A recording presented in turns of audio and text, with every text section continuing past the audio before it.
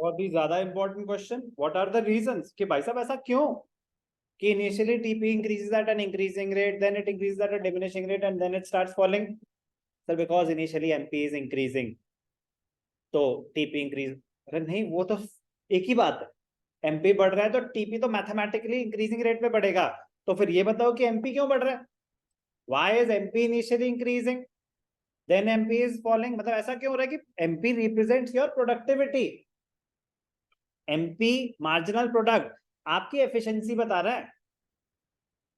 तो initially efficiency बढ़ रही है, फिर एफिशिएंसी गिर रही है, फिर नेगेटिव हो रही है। बट सर हमने तो अजम्पशन ली थी all the variable factors are equally efficient.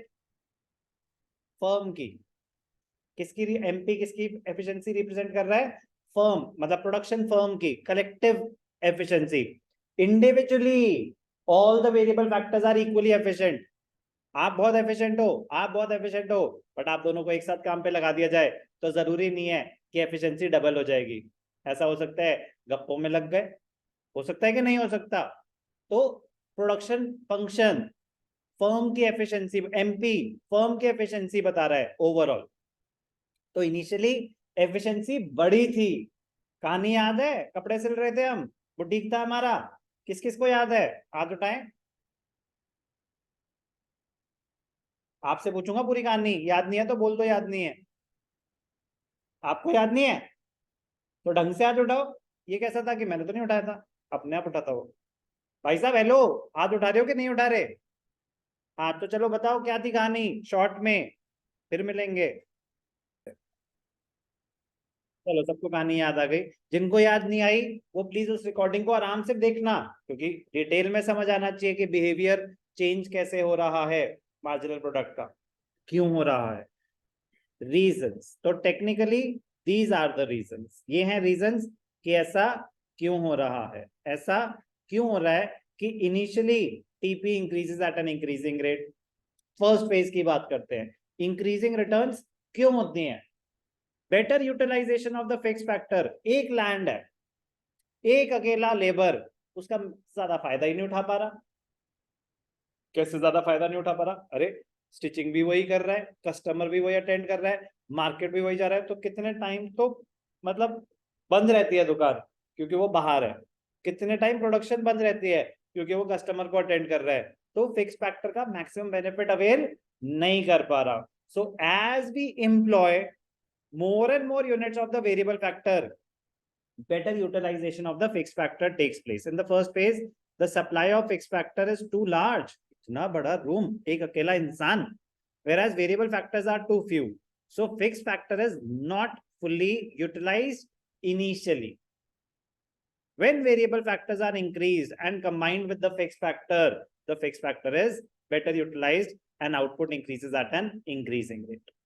Better utilization of fixed factor, increase efficiency of the variable factor.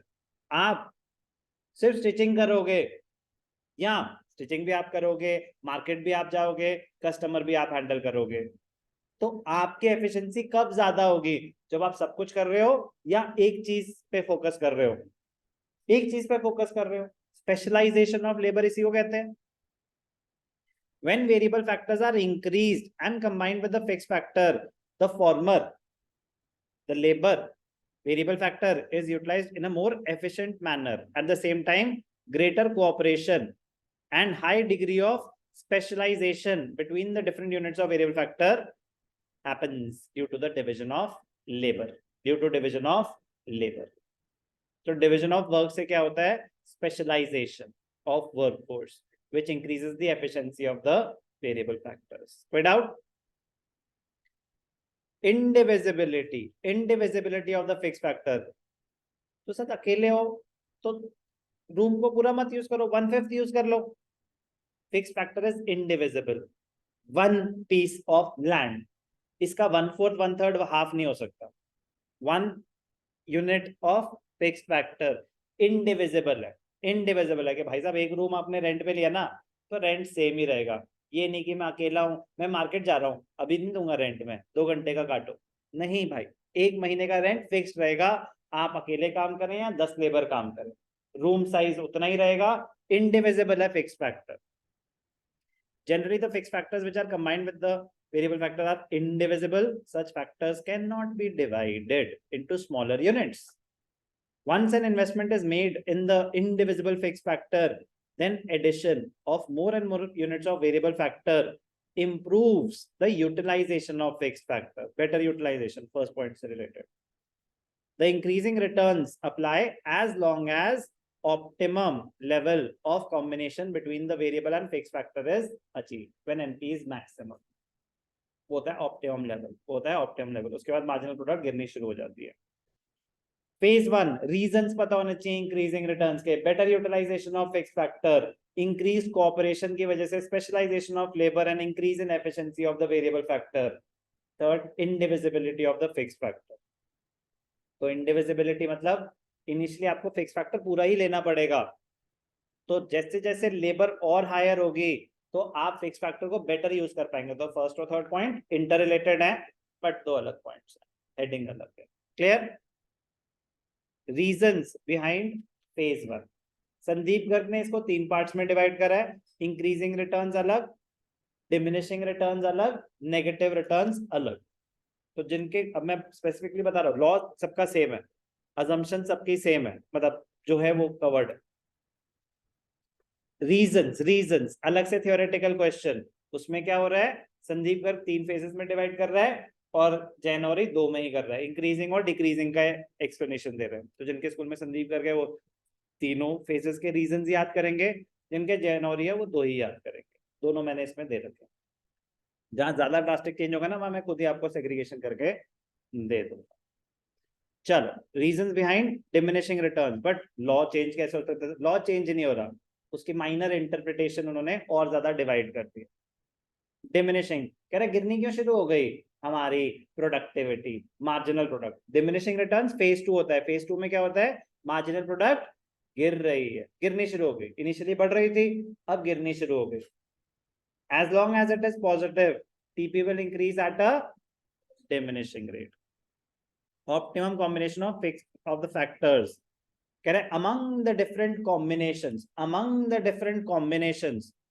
of the fixed factor and variable combination, मतलब 1 unit of fixed factor, 1 unit of variable factor, एक combination है.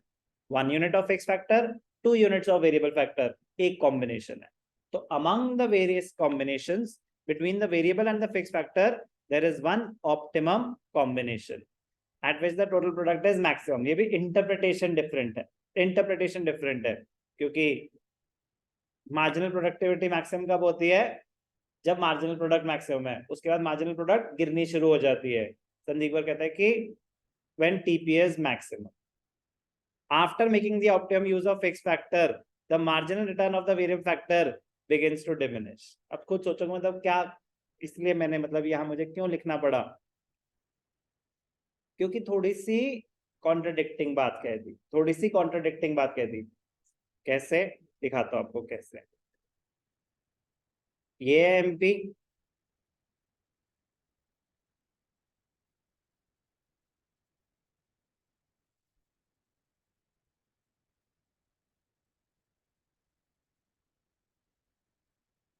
ये है TP.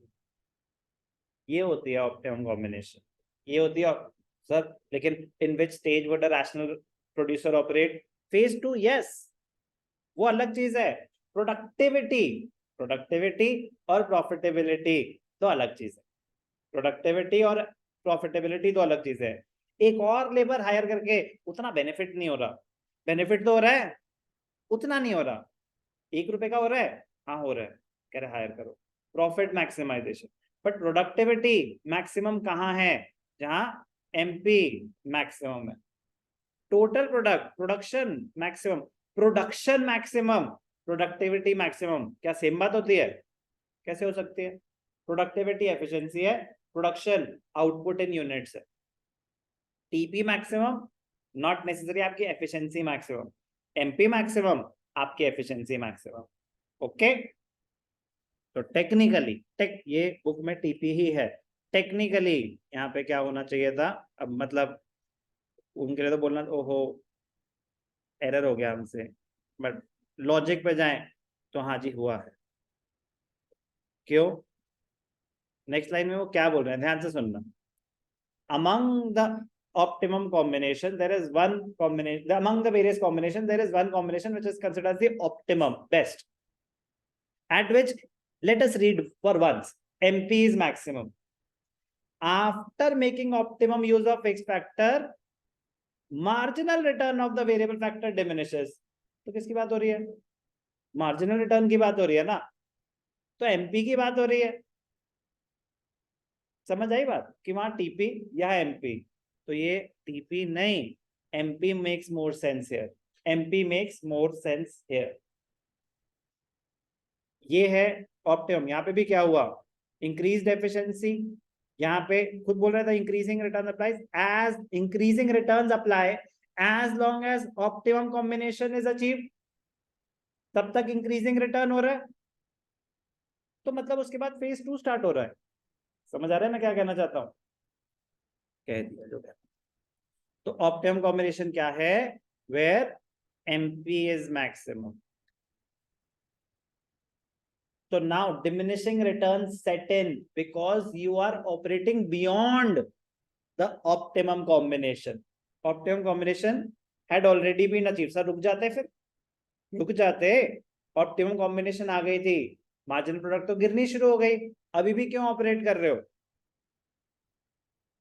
Marginal product गिरनी शुरू हो गई है, profit तो पता ही नहीं मुझे क्या, यहाँ पे तो वैल्यूज है ही नहीं, this is not economical in nature, the law of variable proportion is not economical in nature, मतलब वो मॉनेटरी टर्म में तो बात ही नहीं कर रहा। तो आपको क्या पता कि कॉस्ट क्या है, रेवेन्यू क्या है, कुछ पता ही नहीं। तो मैं कह रहा हूँ रुके क्यों नहीं, फिर मार्जिनल प्रोडक्ट गिरना शुरू हो गया था, रुके क्यों नहीं? इतना सा आंसर, क्योंकि सर टोटल प्रोडक्ट तो बढ़ रहा है ना, अभी भी प्रोडक्शन तो बढ़ रहा है ना, प्रोडक्शन फंक्शन का तो पर्पस यही था ना कि हमसे प्रोड्यूसर ये जानना चाहता है आउटपुट बढ़ाने के लिए क्या करें। उसने एफिशिएंसी बढ़ाने के लिए तो नहीं पूछा था कि एफिशिएंसी बढ़ाने के लिए क्या करना है।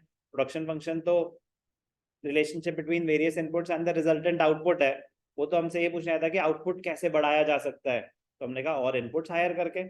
अब वो तो उसकी मर्जी है कि उसका ऑब्जेक्टिव क्या है, एफिशिएंसी मैक्सिमाइजेशन या प्रॉफिट मैक्सिमाइजेशन। बट सर अभी तो आपने बताया कि प्रॉफिट तो हमें यहाँ से पता चल ही नहीं सकता, लेकिन लॉजिकली अगर बात करी जाए तो आउटपुट जितना ज्यादा होगा नॉर्मली प्रॉफिट उतना ज्यादा होगा नॉर्मली। बट जब तक मुझे कॉस्ट गिवन नहीं है तो यही होगा। अगर कॉस्ट गिवन नहीं है, जैसे होता ना कि कंज्यूमर्स इक्विल, मतलब कंज्यूमर्स इक्विलिब्रियम कब अटेन होता था? यूटिलिटी एनालिसिस में अगर बात करें तो MUX is equal to PX, ठीक है ना, when the utility derived is equal to the price paid, ये होता था। लेकिन मैं कह रहा हूँ कि इक्विलिब्रियम हटा दो, लॉ ऑफ DMU पे चले जाओ, तो पॉइंट ऑफ सैचुरेशन क्या होता था? where MU is maximum, क्योंकि वहां मुझे प्राइस पता ही नहीं है। तो मैं कह रहा हूँ प्रोडक्शन में आपको प्राइस, रेवेन्यू, कॉस्ट कुछ पता ही नहीं है, तो आप कब तक ऑपरेट करोगे? जब तक आपकी प्रोडक्शन मैक्सिमम ना हो जाए। इसीलिए एक रैशनल प्रोड्यूसर कब तक ऑपरेट करेगा? जब तक उसका टोटल प्रोडक्शन मैक्सिमम ना हो जाए। बट अगर आपसे पूछा जाए कि optimum combination of fixed and variable factors क्या होता है, till the time marginal product is increasing, till the time, ठीक है ना। तो the point eight which MP is maximum is the optimum combination of fixed and variable factors. But उसके बाद हम फिर भी ऑपरेट इसलिए कर रहे हैं क्योंकि हमारा टोटल प्रोडक्ट अभी भी बढ़ रहा है। कब रुकेंगे? where TP is maximum।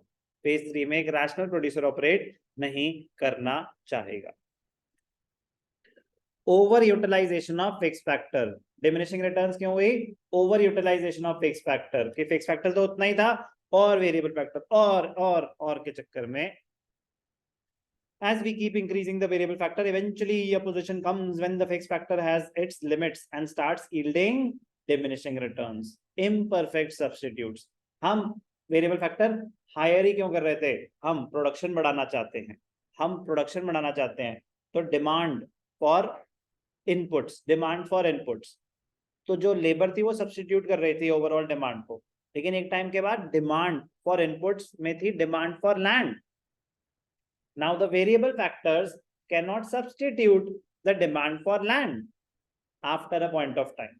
Initially they can, क्या स्पेस वेस्ट छोड़ो, लेबर से काम चला लो, इनसे उनको ऑप्टिमली यूज करो, इधर उधर बिठा के कर, एक लिमिट तक ही पॉसिबल है, एक लिमिट तक ही पॉसिबल है. Now the demand is for the fix factor, variable factor can not substitute the demand for the fix factor, they become imperfect substitutes. Diminishing returns occur because fixed and variable factor are imperfect substitutes of one another. There is a limit to the extent of which one factor of production can be substituted for another. For example, labor can be substituted in place of capital, or capital can be substituted in place of labor till a particular limit. But beyond the optimum limit, they become imperfect substitutes of one another, which leads to diminishing returns. Negative returns, phase 3. Negative returns के reason similar reason, बात एक ही है, MP गिर रहा है गिर रहा है गिर रहा है, गिरता ही जा रहा है, तो बिहेवियर तो वो सेट इन हो चुका था ना. जो डिमिनिशिंग रिटर्न्स और नेगेटिव रिटर्न्स का रीजन सेम है, इसलिए जनवरी कहते कह रहे दो है behaviour, increasing MP decreasing MP.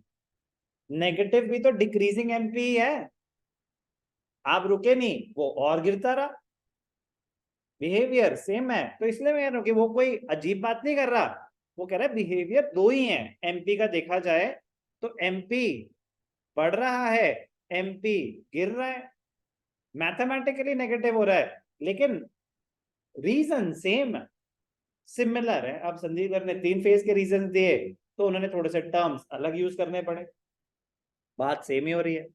Limitation of the fix factor, over utilization of the fix factor, है कि नहीं similar point.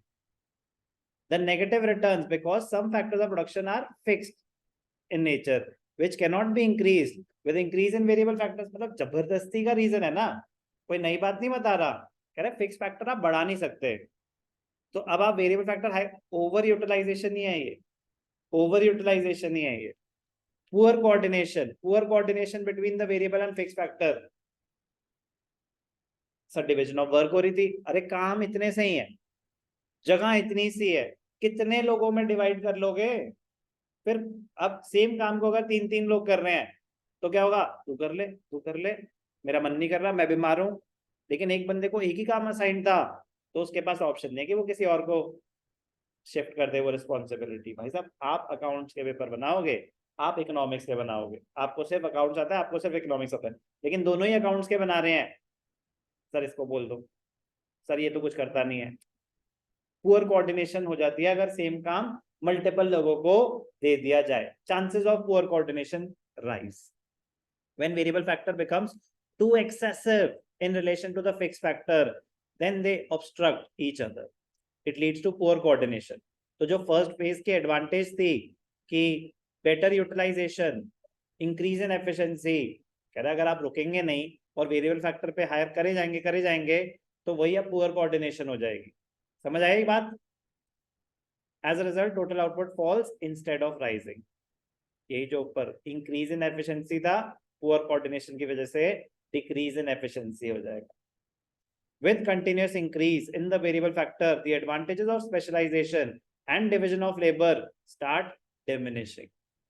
It results in inefficiency of the variable factor, which is another reason for negative returns. But मैं बता रहा हूँ technically diminishing और negative similar points है. So be extra careful. तो differentiate करना और ज्यादा difficult हो जाता है कि वो एक जैसे लगते हैं. तो संदीप घर के हिसाब से वो डिमिनिशिंग और नेगेटिव अलग है, जैन औरी के हिसाब से. जैन औरी क्या कहता है, इंक्रीजिंग तो सेम ही बात करेगा, बेटर मतलब कुछ अलग क्या कर देगा, better utilization of fix factor, division of labour and increase in efficiency because of specialization, better coordination between the fixed factors, better coordination between the factors, fixed and variable, increasing returns, nothing new. काम की बात ये सिर्फ एक ही stage रखता है, diminishing. Jain और आपको प्लीज, आपको ये तो पता ना आपके स्कूल में बुक कौन सी फॉलो हो रही है, तो बस उतना याद करना बस. Diminishing returns, fixity of the fix factor. Fixity तो एक फैक्टर फिक्स्ड है ना, तो यहाँ पे भी वही रीजन था, limitation of the fix factor, over utilization of the fix factor. कह रहे एक फैक्टर फिक्स्ड है, एक फैक्टर फिक्स्ड है, fixity of the factor is the principal cause behind the law of diminishing. क्यों यूटिलिटी गिरनी शुरू हो गई है? कह रहे एक फैक्टर फिक्स्ड है, वेरिएबल फैक्टर तो आप बढ़ाए जा रहे हो। The latter, the fixed factor gets overutilized, excessively utilized, it suffers greater wear and tear। अब इसने इसको हेडिंग को क्या नाम दे दिया? Fixity of the factor. But point क्या है? Excessive utilization of the fix factor. Sandeep करने क्या बोला? Over utilization of the fix factor. Heading change कर सकते हैं, कॉन्सेप्ट कैसे चेंज कर सकते हैं? बात अलग नहीं कर सकते, किताब बेचनी है ना तो वर्ड्स डिफरेंट यूज करने पड़ेंगे, पॉइंट सेम रहेगा, यही समझाने की कोशिश कर रहा हूं। imperfect factor substitutability, imperfect substitutes after a point of time, after a limit, they become imperfect substitutes of each other। कि भैया डिमांड फॉर लैंड है तो लैंड ही चाहिए, अब लेबर उसको सब्सटीट्यूट नहीं कर सकता after a point. Sir before a point भी कैसे करता था? बिफोर अ पॉइंट मतलब कह रहा है आपको लैंड चाहिए, कह रहा क्यों चाहिए? कह रहा प्रोडक्शन बढ़ानी है, कह रहा अभी लेबर बढ़ाओ, लेबर से हो जाएगा काम। प्यास लग रही है, पेप्सी चाहिए, क्यों चाहिए? पानी पियो। तो सब्सटीट्यूट है ना। तो लैंड की डिमांड एक टाइम तक सब्सटीट्यूट कर सकता है वेरिएबल फैक्टर, एक टाइम के बाद में। क्लियर है? समझ आया क्या बोल रहा हूं? पुअर कोऑर्डिनेशन, सेम पॉइंट्स है दोनों के, सेम पॉइंट्स है दोनों। आपको दोनों किताबों के याद नहीं करने, वो बस जानबूझ के कंपैरिजन के लिए आपके सामने रख दे, क्योंकि ये बहुत इंपॉर्टेंट कॉन्सेप्ट है, लॉ ऑफ वेरिएबल प्रोपोर्शंस। तो एक छोटी सी बात पे मैं कंफ्यूजन नहीं चाहता, तो इसलिए सामने ही रख दिया कि भैया एक ही बात है, लिखने का तरीका अलग होता है। Law of variable proportions, law of variable production function नहीं, लॉ ऑफ वेरिएबल प्रोपोर्शंस खत्म हुआ पूरा का पूरा विद रीजंस।